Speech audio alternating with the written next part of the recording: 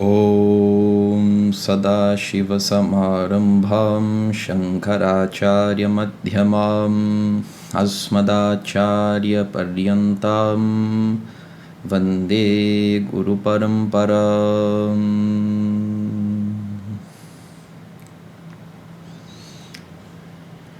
Bom,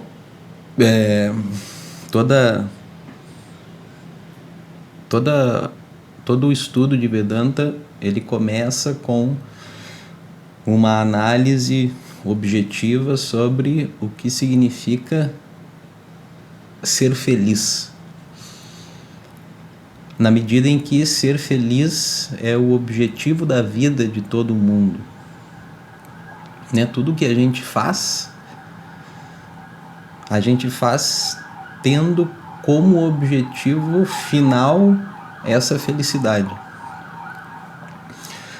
Então é preciso que a gente tenha uma clareza sobre o que essa felicidade significa, se é que a gente queira que a nossa vida tenha algum sentido.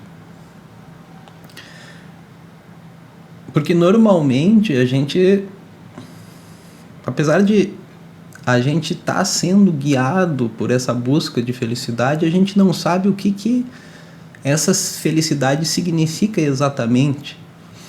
E, portanto, a gente não tem clareza sobre quais meios aplicar para obter essa felicidade.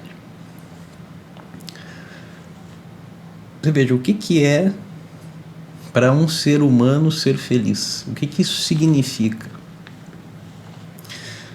Porque o ser humano tem uma característica muito peculiar, diferente de todos os outros animais desse mundo, desse planeta, que é essa característica de ser plenamente consciente de si, ser plenamente autoconsciente.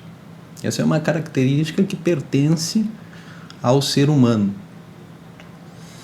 Nenhum outro bicho aqui na natureza, nesse planeta onde a gente vive, que a gente conhece, nenhum outro animal é plenamente autoconsciente. Nenhum outro animal tem a consciência, a autoconsciência 100% desinibida, como a gente tem.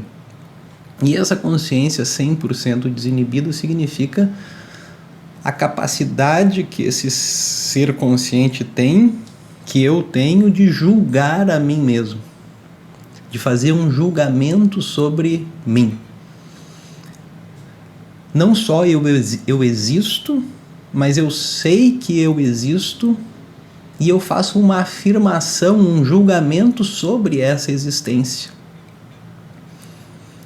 que pode ser bom ou ruim, melhor ou pior. E a felicidade humana está intimamente relacionada com esse auto-julgamento.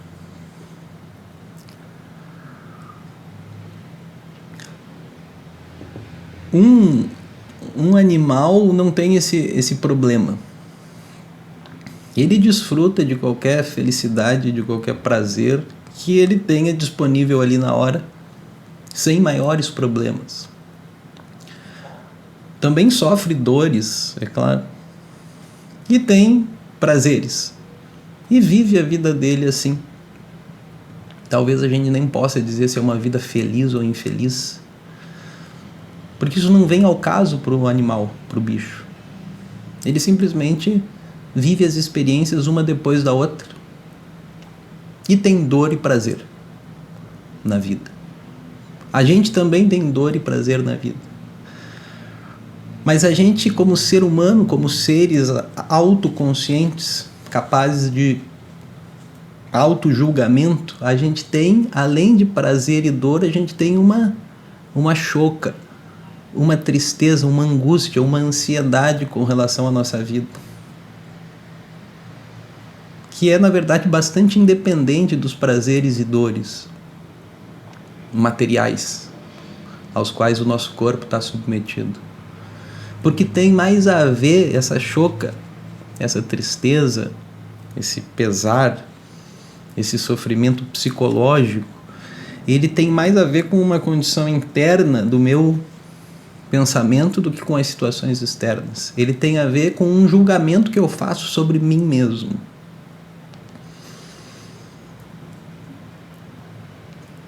Se a gente analisar a nossa experiência, a gente vai chegar à conclusão de que sempre que há alguma felicidade disponível para nós, isso significa que naquele mesmo momento em que há a felicidade, não há uma noção de limitação centrada no eu ao mesmo tempo. Ou dito de outro modo, felicidade é a ausência de um auto-julgamento limitante, de um auto-julgamento insatisfatório e carente. Quando o ser consciente não está preso a uma noção limitada sobre si mesmo, ele é feliz. O exemplo máximo disso é o sono profundo. Quando você está acordado, você está lá, cheio de noções sobre si, sobre o teu futuro, sobre as tuas responsabilidades, sobre os seus relacionamentos, e tudo isso tem um peso na mente. O peso de que eu, isso, eu, aquilo, eu tenho que isso, eu tenho que aquilo, eu devia ter feito isso, eu não devia ter feito aquilo. Várias coisas, vários julgamentos sobre o eu estão lá. E aí você vive ali um período de algumas horas acordado. Depois você dorme. O que acontece quando você dorme? Você apaga, a gente diz, eu apago. E parece assim uma ausência completa de tudo. Mas não é bem uma ausência de tudo. É uma ausência do mundo, das situações, do envolvimento do mundo. Não existe nenhum envolvimento com o mundo no sono. O mundo está como que ausente. A nossa própria noção de eu está ausente. Você não pensa, eu estou dormindo quando você está dormindo. Essa noção de eu não está lá. Mas você, o ser consciente básico, está lá, tendo a experiência de sono profundo. Né? Se você sabe dessa experiência, se você sabe do que eu estou falando, se você tem lembrança dessa experiência, e todo mundo tem, de dormir, de apagar, então isso significa que você, o ser consciente, está lá presente. Você menos o mundo, menos os pensamentos, menos as noções sobre o eu. Você existe, as noções sobre o eu não existem. E como que você existe nesse sono profundo? Você existe bem, feliz. O sono profundo é uma experiência de felicidade, de plenitude. Quer dizer, você não quer ser diferente. Ali naquele estado você simplesmente desfruta de um ser. Você é e você está bem. Você não quer alcançar alguma coisa, você não se arrepende de nada, você não está culpado, você não está triste, você não está deprimido, você não está nada disso. Você é e você é feliz. Isso é a nossa própria experiência. Isso a gente infere também do desejo que todos os seres no mundo têm de ir dormir. Todos os seres do mundo, cachorro, gato, ser humano, passarinho, todos vão dormir de bom grado, com uma ansiedade até de alcançar o sono profundo, com um desejo, porque nesse sono profundo existe uma ananda, uma felicidade grande ali.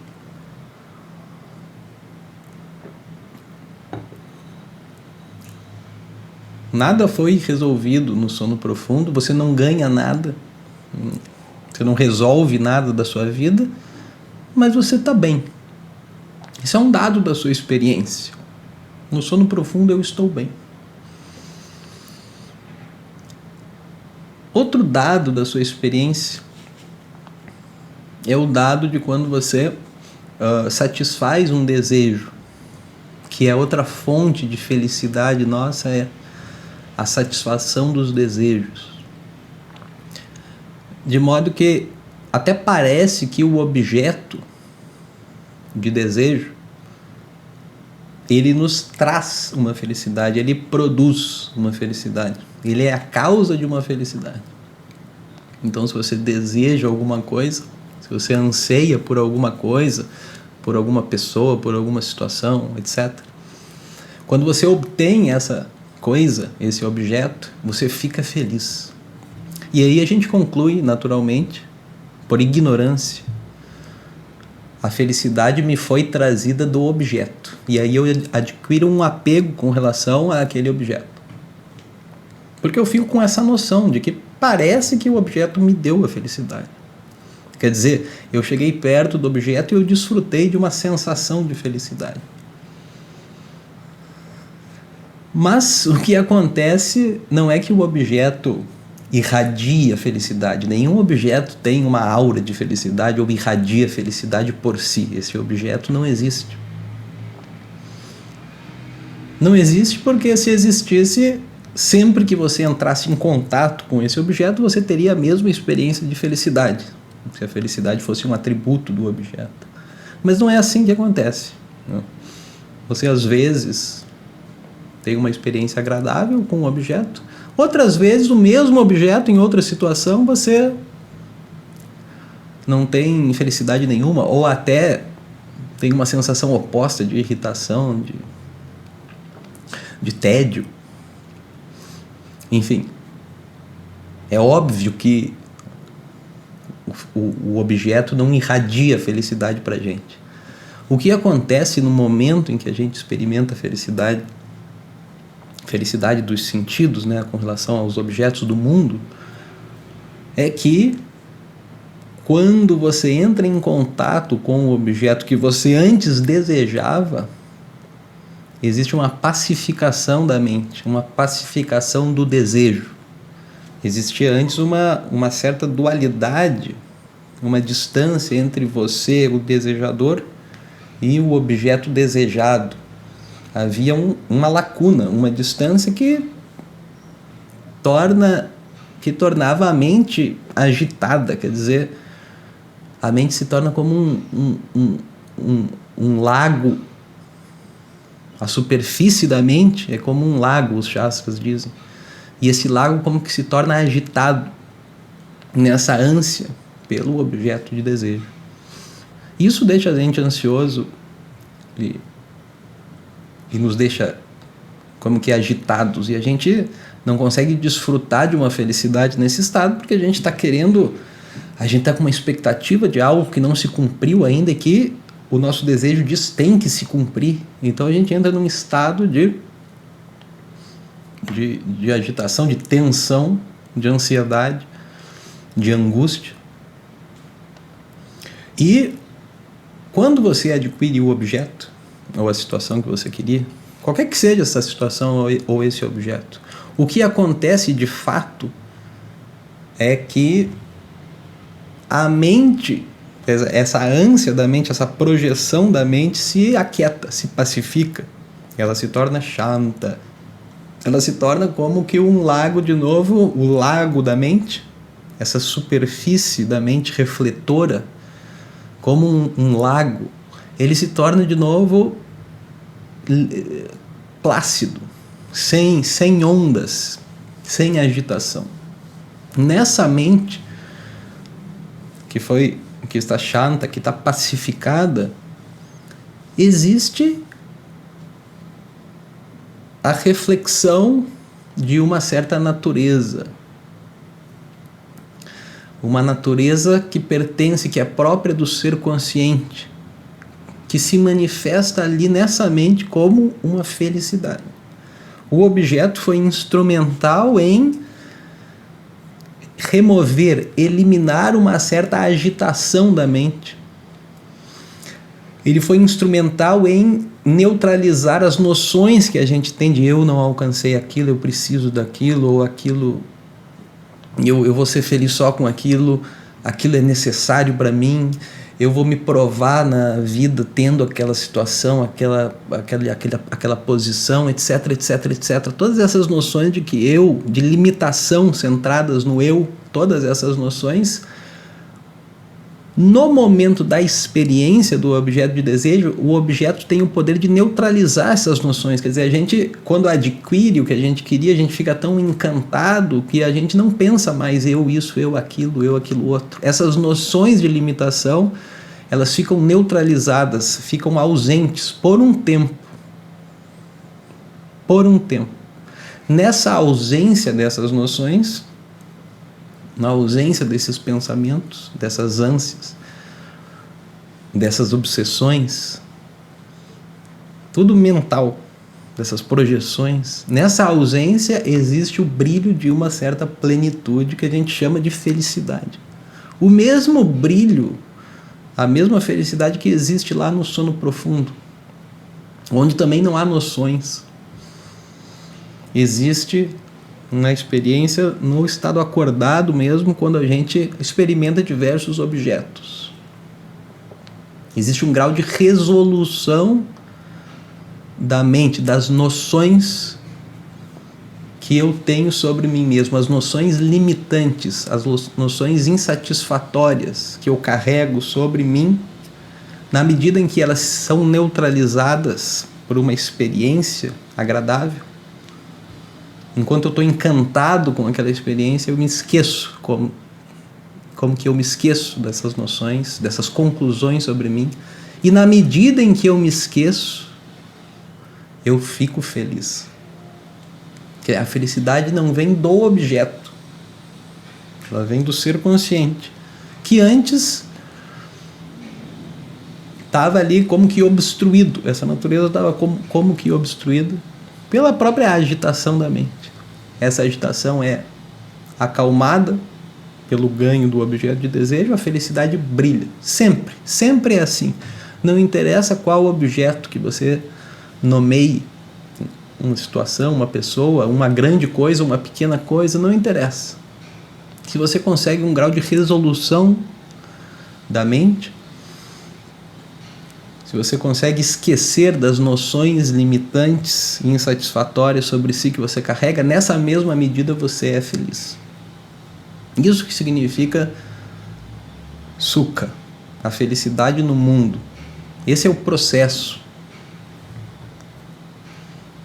E, obviamente, esse processo não tem um fim. Você não consegue agarrar essa felicidade porque ela não é um objeto. Ela é algo que pertence à própria natureza do sujeito, e sobre essa natureza a gente vê mais na parte 2. Então, a gente tem uma questão muito clara aqui, que é a gente quer ser feliz e essa felicidade não está em nenhum objeto do mundo. Não está em nenhum objeto, por um lado, mas ao mesmo tempo é uma experiência que a gente tem. E essa experiência de felicidade que a gente tem no sono profundo, nos momentos de realização de algum desejo, ou em meditação, quem tem a habilidade de meditar tem essa capacidade de como que deixar de lado os pensamentos por um certo tempo e desfrutar de uma plenitude de um ser simples, um ser consciente simples que está ali e que encontra em si mesmo uma felicidade. Então, nesses vários momentos, a gente tem a experiência de uma felicidade, de uma plenitude. Ao mesmo tempo, essa plenitude não pode ser alcançada porque ela não é um objeto, ela não é alguma coisa que eu possa, da qual eu possa me garantir ou que eu possa deixar perto de mim, como eu posso deixar uma pessoa. Também não é uma situação que eu possa produzir exatamente. Essa felicidade é uma coisa extremamente íntima. E essa experiência Eu tenho, todo mundo tem. Mesmo uma pessoa de vida muito sofrida tem momentos de felicidade, tem momentos em que dorme, tem momentos em que fica feliz por qualquer motivo ou sem nenhum motivo aparente. Ela simplesmente fica bem por um momento. Esse bem-estar, essa felicidade que está na nossa vida em vários momentos se torna assim o nosso padrão, aquilo pelo qual a gente mede o nosso sucesso ou o nosso fracasso, né? Quando a gente consegue se sentir dessa forma, bem, feliz, a gente se considera um sucesso. A nossa ação no mundo foi um sucesso, a nossa empreitada foi um sucesso. Mas se a gente for analisar, a gente nunca é um sucesso medindo por esse padrão. Porque tudo que a gente alcance, por maior que seja, por melhor que seja, do ponto de vista do mundo, ainda assim é limitado, né? Não é capaz, nenhuma configuração do mundo é capaz de uma vez por todas, neutralizar as noções de limitação e de carência que eu carrego sobre mim mesmo. Nenhuma delas é capaz. Você pode ganhar quanto dinheiro você quiser, mas a noção de que você é inseguro continua lá, intacta. Você pode estar rodeado, você pode ser o tio Patinhas, você pode mergulhar numa piscina de ouro. Quem está mergulhando naquela piscina? O ser inseguro. A pessoa limitada pelo tempo. A pessoa que pode deixar de existir no momento seguinte. Que pode morrer. Que pode ficar doente. Etc, etc. Quando o milionário, quando o tio Patinha se lembra disso, ele pode ter todo o dinheiro do mundo. Ele não vai conseguir usufruir desse dinheiro. Por quê? Existe uma limitação, existe uma noção de limitação sobre si que não é cancelada, não é neutralizada pelo dinheiro. E nem por nada nesse mundo, porque tudo é limitado também. Você pode ter um excelente relacionamento com a sua mulher, com os seus filhos, com a sua família. Isso é bom, a gente fica satisfeito um tanto, mas no momento em que você pensa que esses relacionamentos são limitados, quer dizer, eles vão deixar de ser. As pessoas com as quais eu me relaciono vão deixar de existir. Não só vão deixar de existir porque morrem, mas porque mudam. Então eu tenho um bom relacionamento agora com essas pessoas porque elas pensam do jeito que elas pensam. Elas têm os valores que elas têm. Isso pode mudar. E aí existe uma crise no relacionamento. E, naturalmente, as coisas estão sujeitas à modificação, à decadência, à morte. Tudo no mundo está sujeito a isso. Tudo no mundo é limitado. Portanto, nada que seja produzido, nenhuma configuração do mundo é capaz de eliminar, de negar em mim as noções de limitação que eu carrego sobre mim. Porque eu sou limitado, eu sou mortal, eu estou sujeito à decadência, os objetos também estão. Então, uma pessoa que se apega aos objetos, querendo se salvar do samsara, querendo se salvar da infelicidade do mundo, é como aquela pessoa que agarra um crocodilo quando está se afogando no rio achando que é um tronco. Ela se abraça ao crocodilo. É isso que acontece. A gente se abraça, a gente se apega às coisas achando que elas vão produzir em nós essa felicidade, mas elas não são capazes disso. Elas são limitadas também. tão limitadas quanto nós.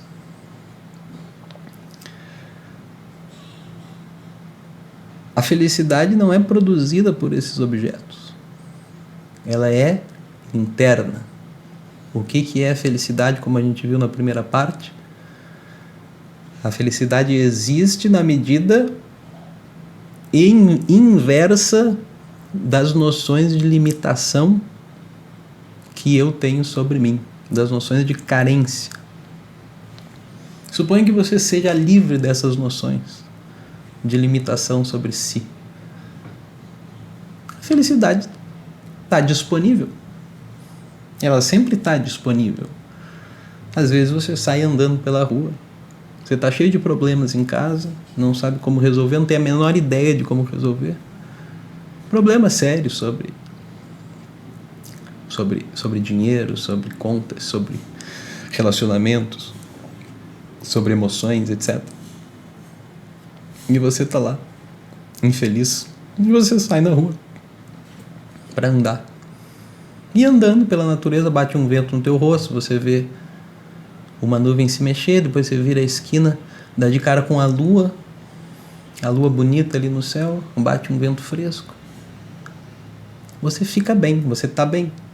Isso acontece com a gente não precisa resolver nenhum problema, a gente não precisa alcançar um certo status ou mudar a configuração da nossa vida necessariamente para conseguir acessar essa felicidade, porque ela está disponível sempre.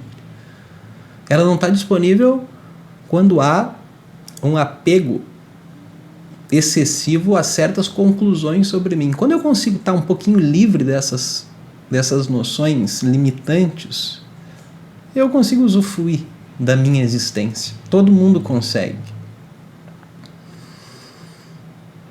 O caminho de Vedanta significa o seguinte: cognitivamente, através de um processo de pensamento correto e objetivo, você negar essas conclusões limitantes e carentes sobre você mesmo. Cognitivamente, olhar para si mesmo de um certo ponto de vista no qual as limitações que pertencem ao corpo, que pertencem à mente, que pertencem aos relacionamentos, que pertencem às emoções, essas limitações não estão presentes nesse eu. Quando a gente fala eu agora, com o conhecimento que a gente tem,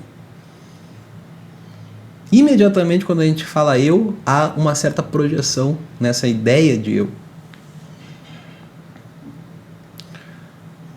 Que projeção é essa? A projeção das limitações que são inerentes ao corpo, à personalidade, à mente, à história, a minha história como pessoa, como indivíduo. Existe uma história desse corpo aqui, dessa pessoa chamada Luciano, que faz certas coisas na vida, fez certas coisas na vida, vai fazer. Existe uma história desse personagem aqui. E ela existe. Ela tem uma certa existência, obviamente.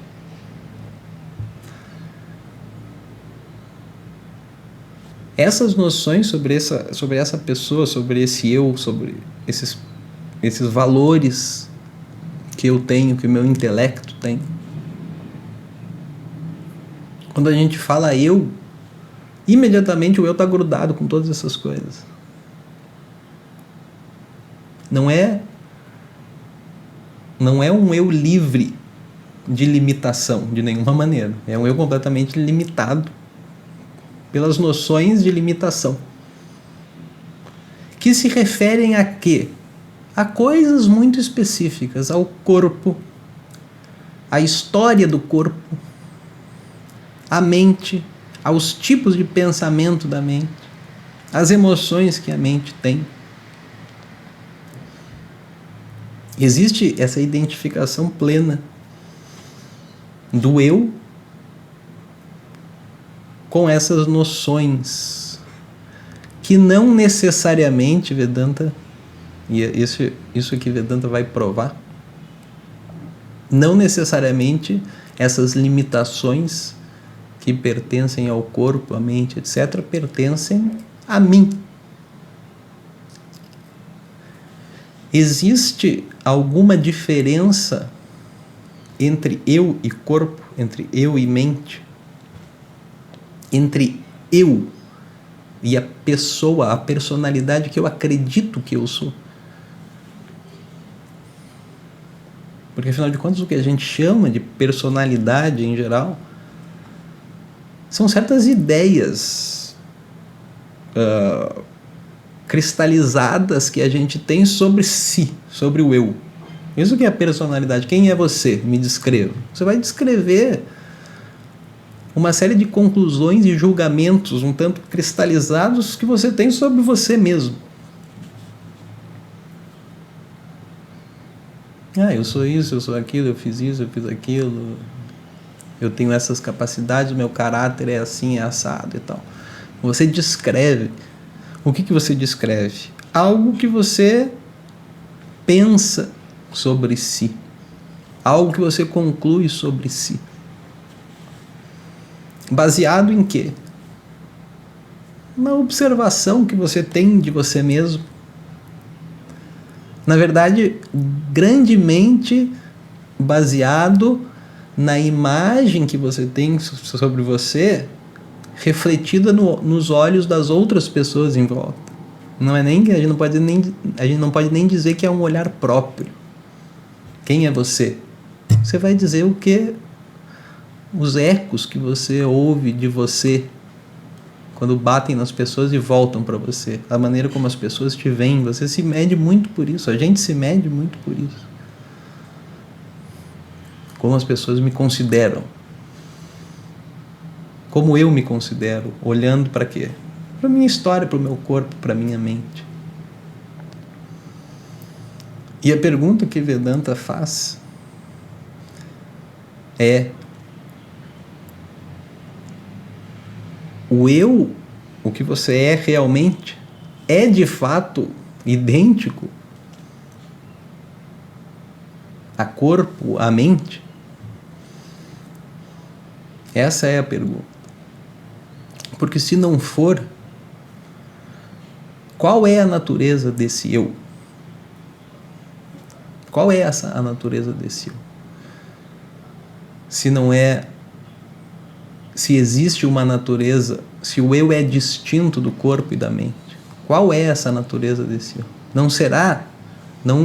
Qual é a relação dessa natureza básica do eu com a felicidade? As coisas estão conectadas aí. Então, sobre isso a gente vê na terceira parte. Bom, então, fazendo um pequeno resumo do que a gente viu até aqui. O que significa ser feliz? Ser feliz significa ser livre. Livre do quê? De qualquer coisa que te limite. De qualquer coisa, de qualquer noção de limitação que você tenha sobre si. Quais são essas noções? São inúmeras, são infinitas. Tudo aquilo do qual você queria ser livre. Tudo aquilo do qual você queria ser livre. Por que você quer ser livre disso? Para que você se veja como alguém livre dessa limitação. Tudo que você quer sempre é ser livre. A felicidade não é alguma coisa que você adicione de fora a si mesmo. Nunca é isso. No máximo, como a gente viu, os objetos externos, as situações, indiretamente causam a felicidade na medida em que nos fazem esquecer das noções de limitação que a gente tem sobre nós, e aí a gente desfruta de qualquer coisa. E depois que esse desfrute acaba, e o desfrute sempre é limitado de qualquer coisa, a gente se vê às voltas com quem? Conosco mesmo, com o eu limitado e carente, de novo.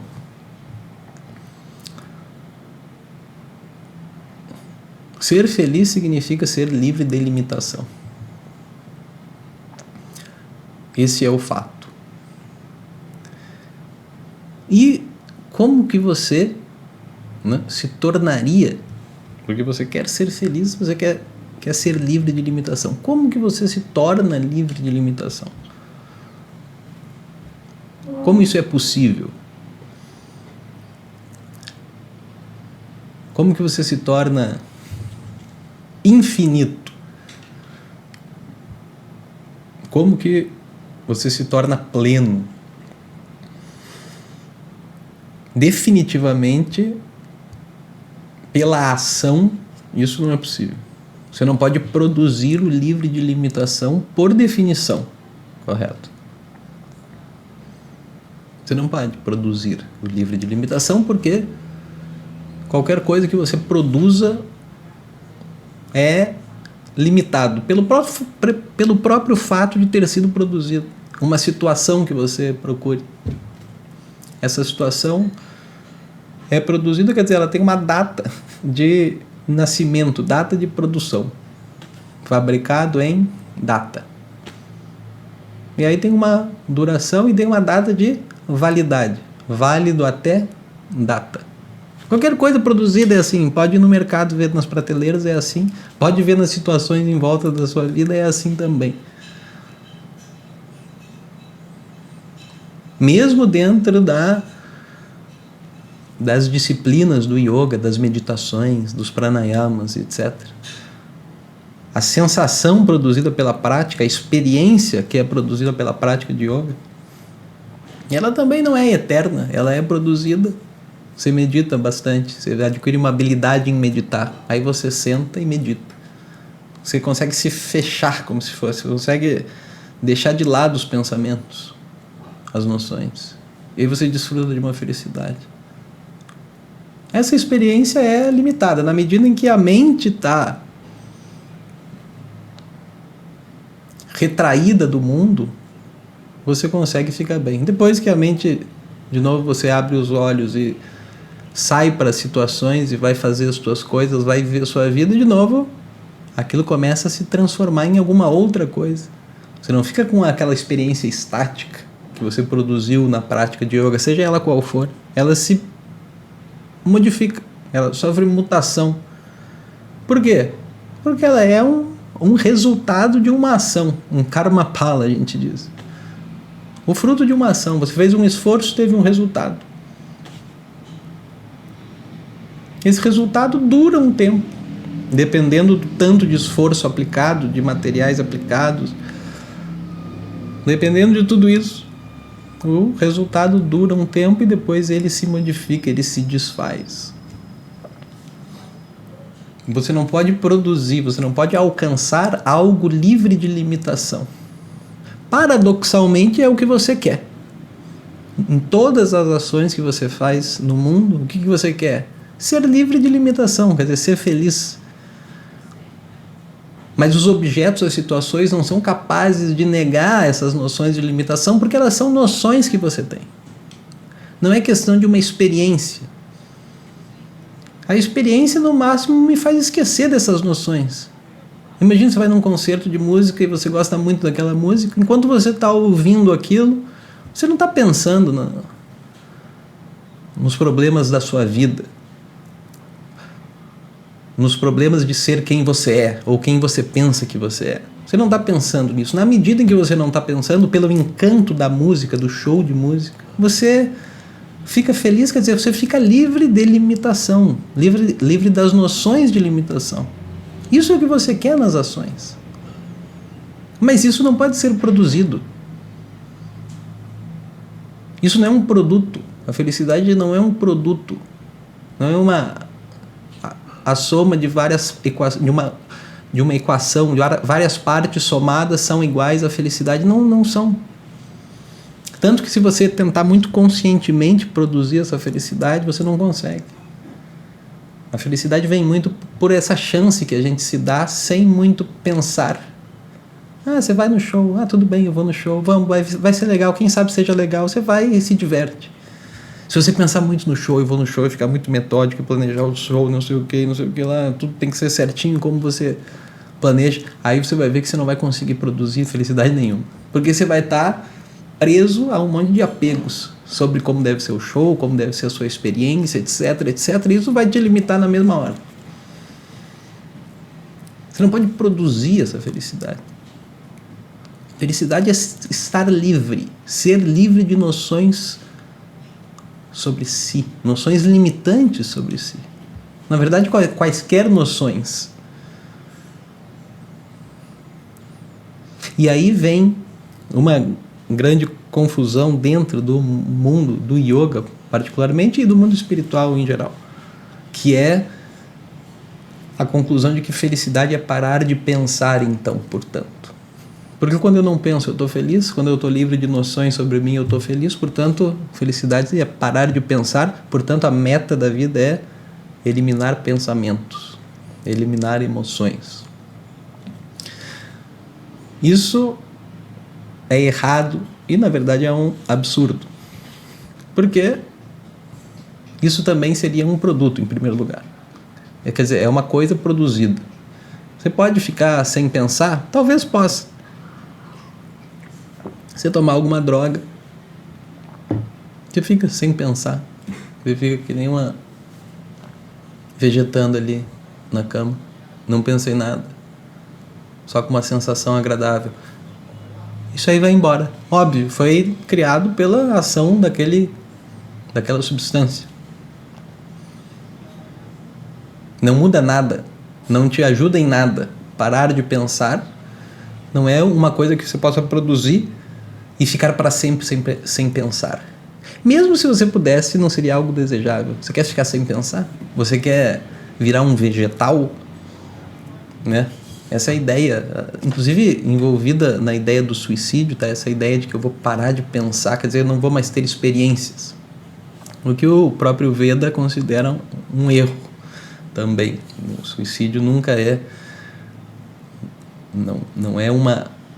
Você não pode se livrar da existência. Você continua existindo depois sob uma outra forma.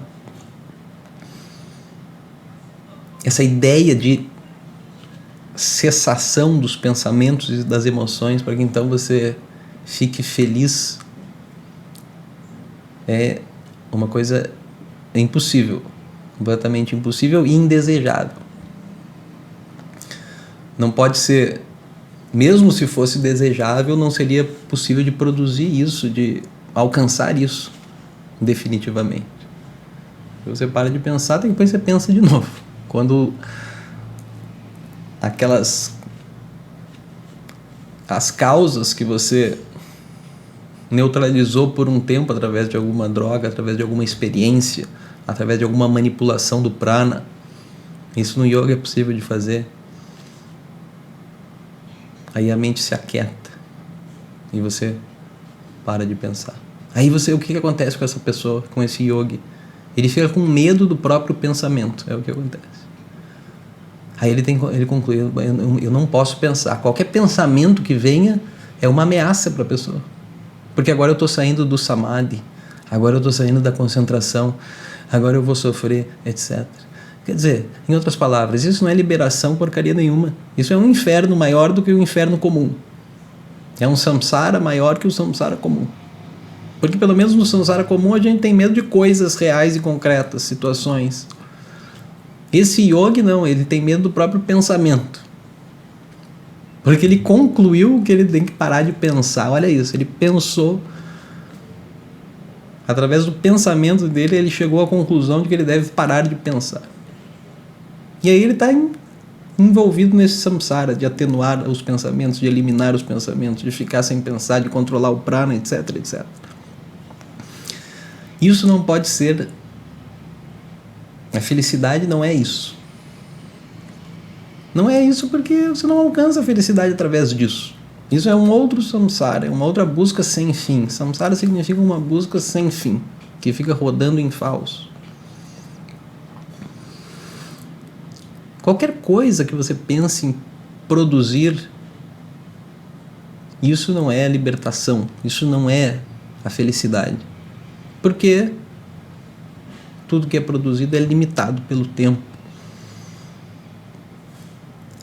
E você vai ficar preso a isso, a esse resultado. Vai se apegar a ele, vai querer mantê-lo, vai querer perpetuá-lo. E nesse esforço de perpetuação vai fazer novas ações, vai ter novos resultados. Quer dizer, é um oceano de ação e de infelicidade. Você não consegue realmente alcançar nada fundamentalmente novo. É sempre mais do mesmo. Pode ser um pouquinho melhor, pode ser um pouquinho pior, mas o coração do indivíduo vai permanecer exatamente o mesmo, limitado e carente.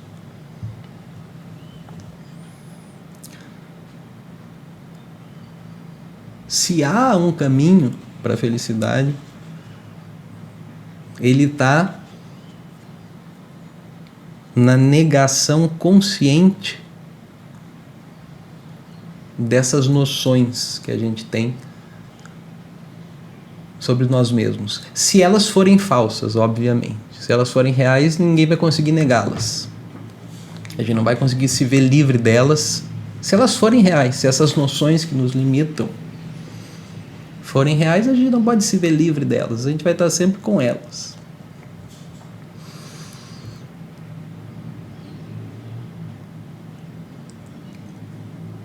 Mas essas noções são tão reais assim, é a pergunta. Porque elas existem sempre? Sempre que você existe limitado, infeliz? Não. A gente demonstrou, a gente viu em vários momentos. Você se encontra bem e feliz. Essas noções de limitação, elas não coincidem com o eu. Sempre que há as noções de limitação, há o eu, sem dúvida. Mas nem sempre que há o eu, há as noções. No sono profundo, no samadhi, na meditação, nas experiências de prazer. Eu existo livre das limitações. Sempre que existem as limitações, existem o eu, claro. Sempre que existem as noções, existe o eu, quer dizer, o ser que é consciente dessas noções. As noções não existem por elas mesmas. Elas dependem completamente do eu. Mas nem sempre que o eu existe, as noções estão lá. Você existe livre delas. Então você não pode dizer que você não pode ser livre dessas noções. É claro que você pode. E olha, se você não pudesse, você não estaria mais vivo. Essa é a verdade. Se o eu livre de limitação tivesse completamente obstruído e não pudesse ser acessado de nenhuma maneira, todo mundo já teria cometido suicídio. O nosso próprio organismo já teria se auto-aniquilado. Porque o que nos mantém vivo é essa experiência de felicidade, de ser livre de limitação. E essa expectativa dessa experiência se repetir de alguma forma, se consolidar de alguma forma, ser confirmada de alguma forma. O que nunca acontece por algum resultado no mundo, porque os resultados são todos sempre limitados, as configurações do mundo são sempre limitadas. Então, se há uma maneira de ser feliz, de realmente se libertar, quer dizer, ser livre mesmo, para sempre, de uma vez, essa maneira é uma maneira cognitiva, envolve uma mudança cognitiva, uma mudança das conclusões que eu tenho sobre mim. O que significa eu, quando eu falo eu? O que isso significa? E o que Vedanta vai dizer é que a palavra eu, essa consciência, significa justamente aquilo que é livre completamente. Livre de qualquer limitação que você possa imaginar.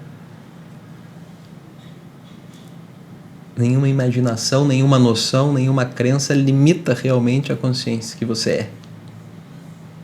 Esse eu é para ser alcançado por nós. Esse entendimento sobre o eu livre é para ser alcançado por nós. Se é que a gente quer ser feliz, se é que a gente quer ser livre. Sobre isso a gente fala na quarta parte. Hariom. A causa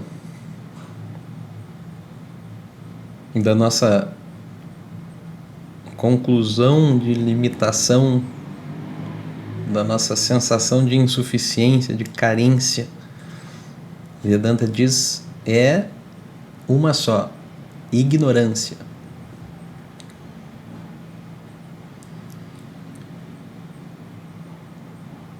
Não existe uma obstrução real ao ser livre, para o ser livre, para o ser pleno. O pleno, se existe, já é pleno. O livre, se existe, já é livre. Aquilo que é livre por natureza, aquele que é pleno por natureza, ele já é pleno e já é livre. Senão ele não seria pleno.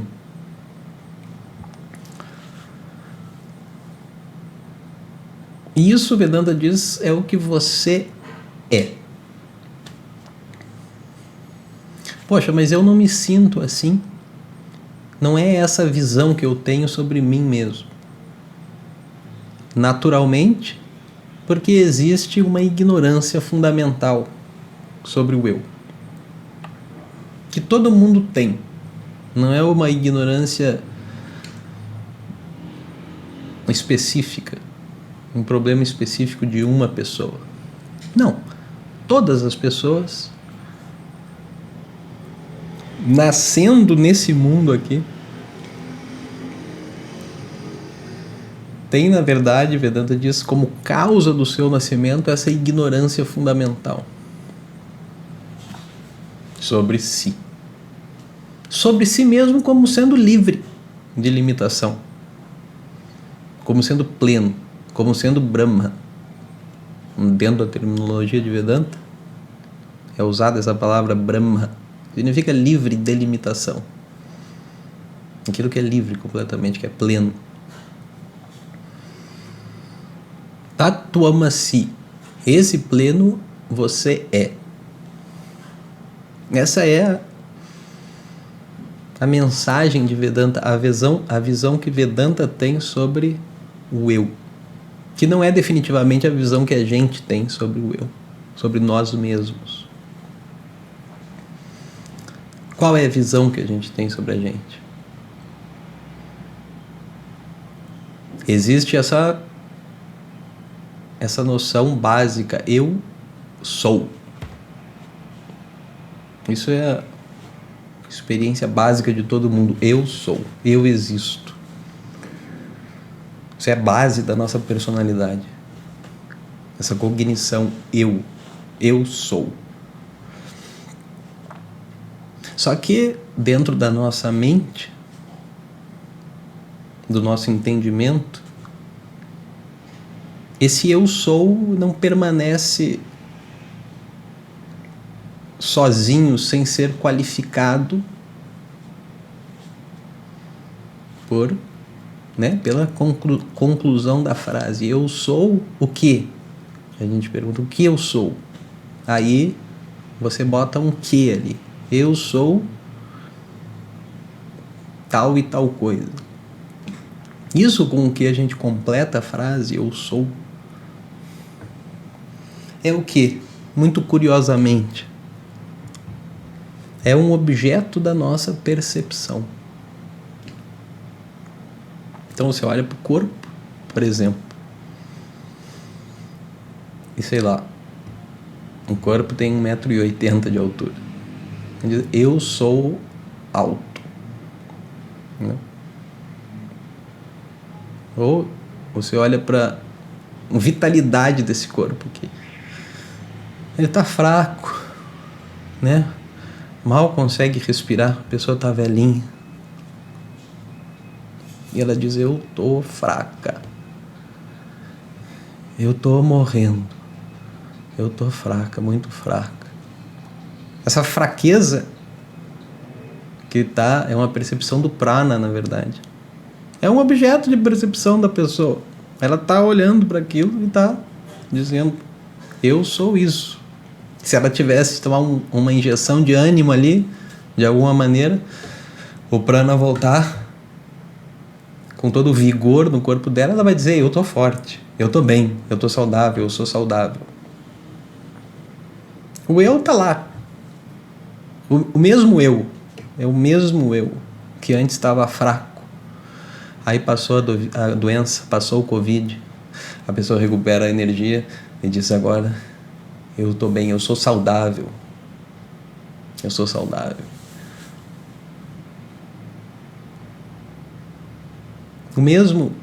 Existe um mesmo eu que reconhecia antes a fraqueza, agora reconhece o vigor. Poxa, eu estava tão fraco, a gente diz. Existia uma memória, um reconhecimento de um estado anterior, agora existe o reconhecimento de um novo estado. Estado de vitalidade, de prana, do prana, a gente diz. O prana é isso que deixa o corpo vivo e todo o sistema fisiológico do corpo que mantém a fisiologia toda funcionando é chamado prana. Então, olhando para isso, também a gente se identifica, quer dizer, completa a frase eu sou com as características disso que foi observado por mim, que é um objeto da minha percepção. O eu sou se refere àquele que percebe. Quando você diz eu existo, eu sou.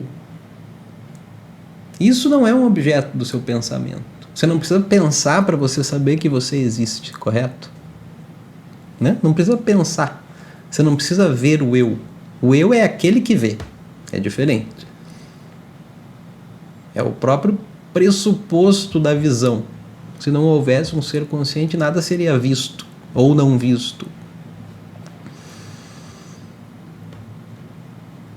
Esse eu sou, esse Atma, a gente diz em Vedanta, Atma significa o eu. Esse eu é auto-evidente. Ele não é um objeto percebido por mim. Eu não sou um objeto da minha percepção. Eu sou, vamos dizer, o sujeito da percepção. Eu não sou um objeto. Eu sou auto-evidente para mim mesmo. Isso que é eu.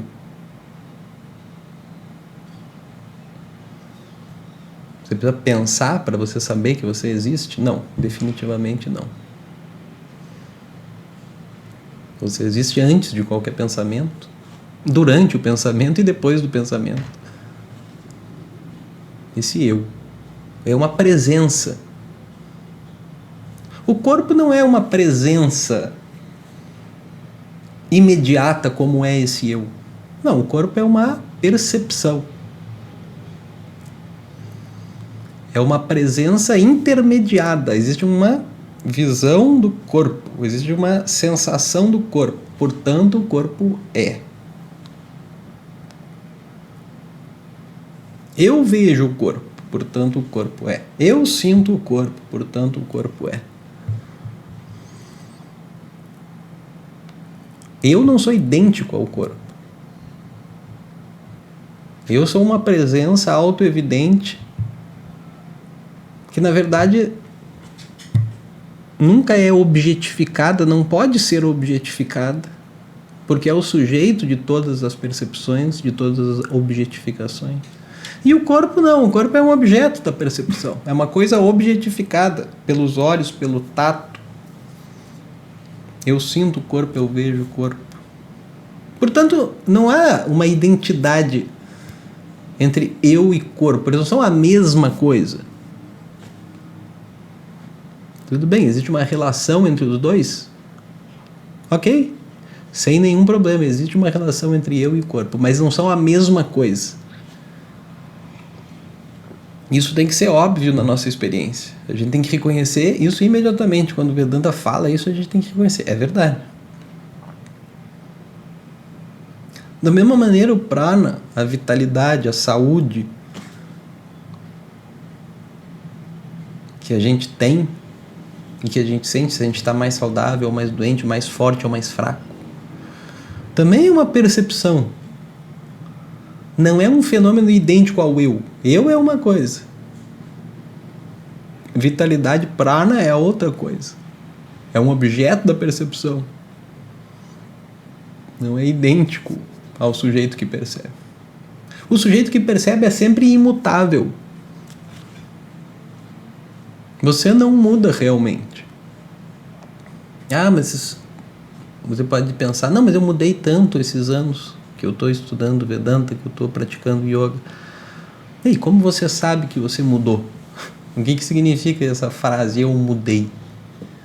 Significa que o eu presente no estado prévio, aquele eu antes de você começar a praticar yoga, é o mesmo eu que agora existe depois de 5 anos de prática. O mesmo eu.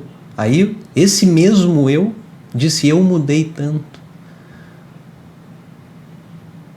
Como que, se tivesse mudado realmente, se o eu tivesse mudado, não haveria reconhecimento de uma identidade, de uma mesmidade entre o estado anterior e o estado atual. Você não teria nem memória disso. Existe uma testemunha básica da nossa experiência que não muda, mas se identifica com as experiências.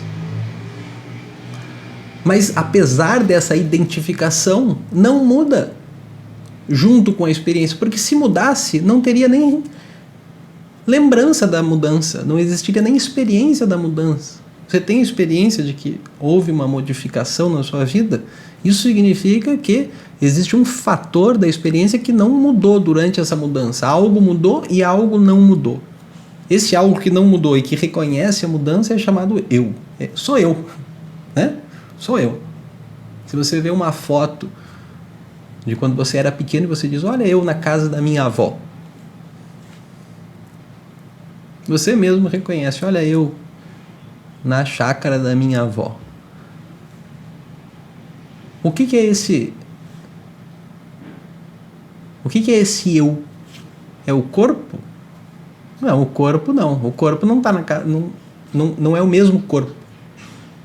Esse corpo que está aqui com 40 anos e o corpo daquele garotinho na casa da avó são 2 corpos distintos. Não é. Eu não estou me referindo ao corpo quando eu falo da minha identidade. Olha eu ali.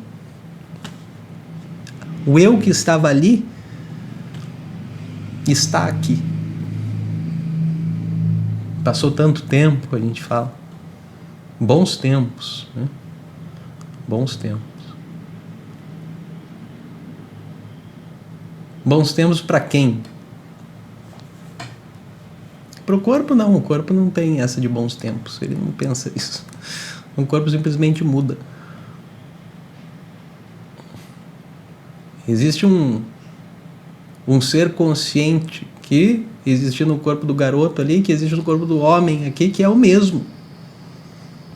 Que se identificava com aquele pequeno corpo, agora se identifica com esse corpo aqui. 2 corpos completamente distintos. Não é a mesma massa que está presente nesse corpo aqui que estava presente naquele. É outra massa biológica, outra matéria. Mas existe uma unidade na nossa experiência. Essa unidade é a unidade do eu, a presença do eu. Esse ser consciente. Ele não é idêntico ao corpo. Ele é distinto, ele existe por si.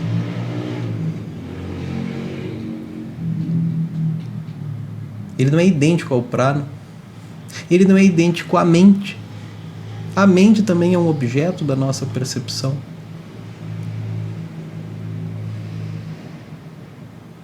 As emoções são objetos da nossa percepção. Isso a gente consegue ver, claro. Por isso que se pergunta para você, escuta, você é feliz ou é triste? Você é uma pessoa feliz ou triste? O que você responde? Você é uma pessoa irritada ou calma? Essas perguntas, na verdade, não podem ser respondidas. Porque depende, a gente fala. Bom, eu sou irritado e sou calmo também, depende da situação, depende da minha mente. A minha mente é agitada e calma, ela assume as duas características. De tristeza e alegria, euforia também. É um estado mental. Eu, que me identifico ora com um estado, ora com um outro estado,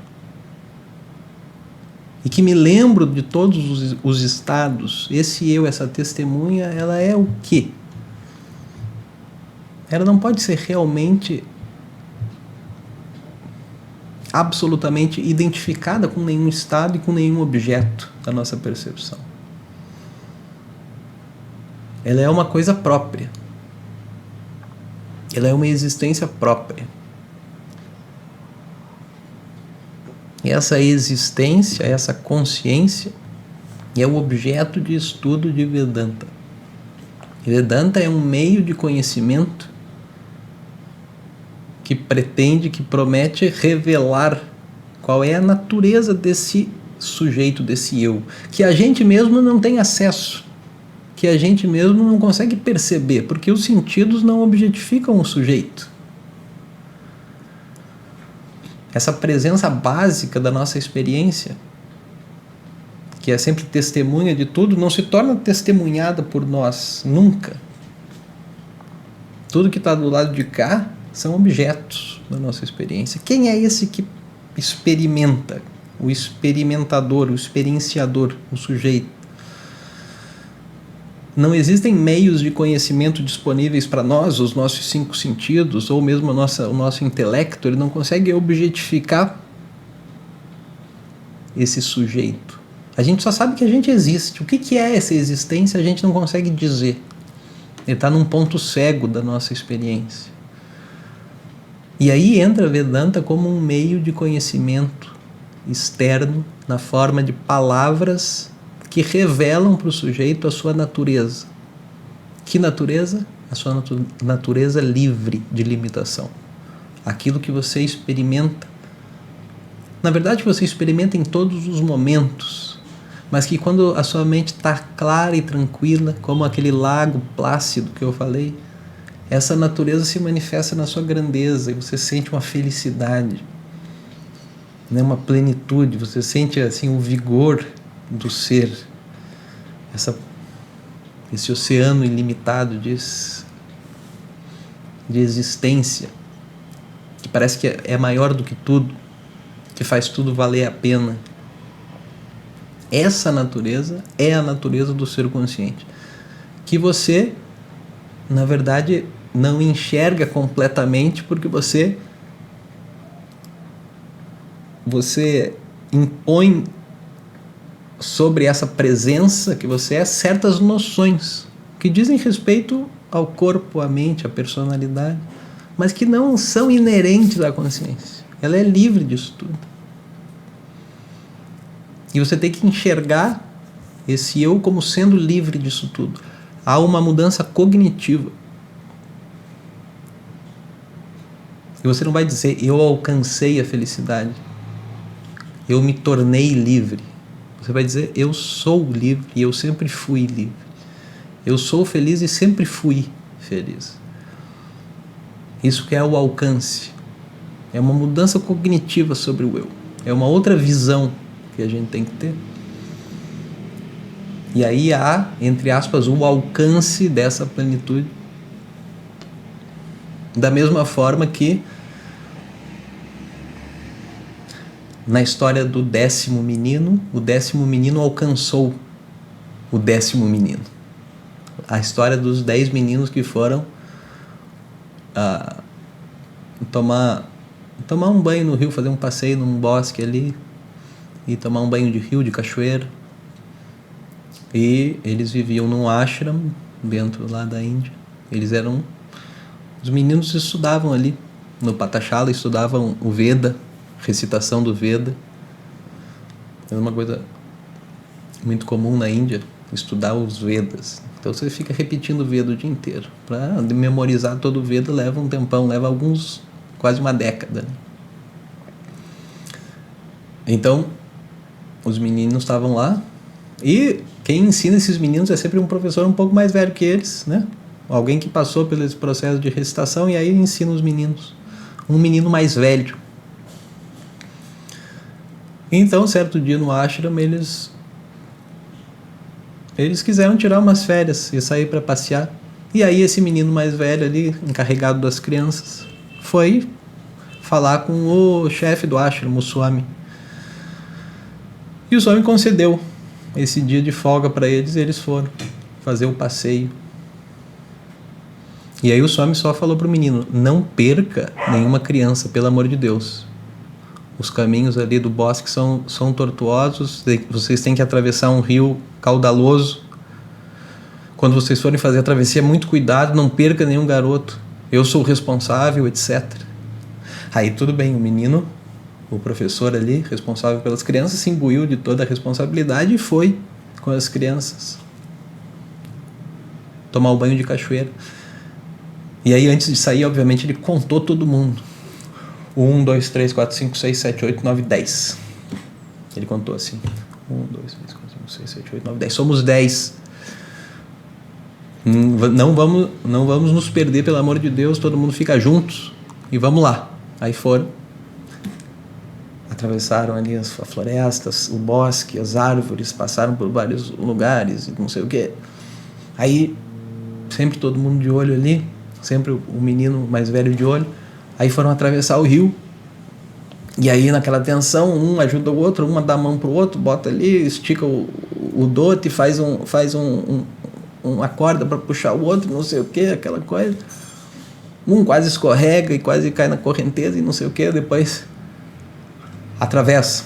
Aí, exasperado, o menino mais velho: vamos contar para ver se está todo mundo aqui. E aí o que ele faz? 1, 2, 3, 4, 5, 6, 7, 8, 9. Poxa, éramos 10. Conta de novo. De trás para frente, de frente para trás, enfileira, divide em 2 grupos, conta. Onde é que está o 10º garoto? Onde é que está o 10º garoto? Onde é que está o 10º garoto? Onde é que está o 10º garoto? Procura, todo mundo procura. Atrás da árvore, atrás do não sei o que, atrás do arbusto, volta no caminho, atravessa o rio de novo. Procurou. Nada.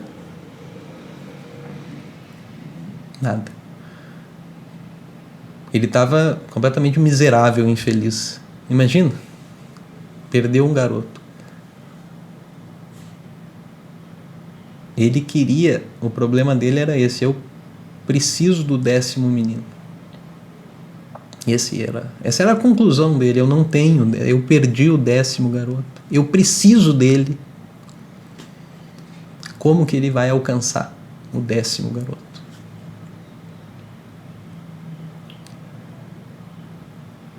Ele era o 10º garoto. Quando ele contou, antes de sair do ashram, ele incluiu a si mesmo no grupo. 10, somos 10. Depois, por uma ignorância, por uma distração, ele contou só 9 e esqueceu de contar a si mesmo. E daí inicia-se toda a busca dele. Uma busca que não tem solução. Ele não vai encontrar o 10º garoto. É ele, poxa. É o buscador. O buscador é aquilo que ele busca. Essa é a situação que Vedanta descreve da nossa própria vida. Como que a gente vai alcançar isso? Mantendo o status de buscador, a gente não consegue. Alguma fonte externa tem que vir, e foi o que aconteceu nessa história do garoto. Um tapaswin, um yogi que estava na floresta ali, viu a situação toda, que vivia ali isolado, fazendo asceses, disciplinas. Ele viu a situação do garoto. E quando o garoto narrou para ele: nós éramos 10, nós saímos do ashram, nós éramos 10 crianças, agora eu não acho o 10º. O yogi entendeu qual era a confusão. E aí ele deu o ensinamento. Qual é o ensinamento? Você é o 10º menino. Você é aquilo que você busca. Aí, automaticamente, há uma iluminação. Quer dizer, uma eliminação de uma ignorância e é ao alcance daquilo que queria ser alcançado, que era para ser alcançado. Não é o alcance físico de nenhuma maneira. É um alcance de um reconhecimento de que aquilo que era para ser alcançado já é alcançado por mim e parecia que não era por ignorância. Então, o que o Veda faz, o que Vedanta faz, Vedanta significa a parte final dos Vedas, são esses textos que revelam para nós a nossa própria natureza. Essa ignorância dessa natureza que nos faz, que nos torna buscadores. Buscadores do quê? Dessa felicidade que a gente já é, só que não reconhece. Porque não tem meios para reconhecer a natureza da consciência. A natureza desse eu sou. O que isso significa? Vedanta revela. E aí há um preenchimento da busca pela felicidade, que é o que todo mundo quer. Om Purnamadav Purnamidam Purnat Purnamudachyate Purnasya Purnamadaya Purnamevavashishyate Om Shanti Shanti Shanti Harihi Om Shri Gurubhyo Namaha Harihi Om.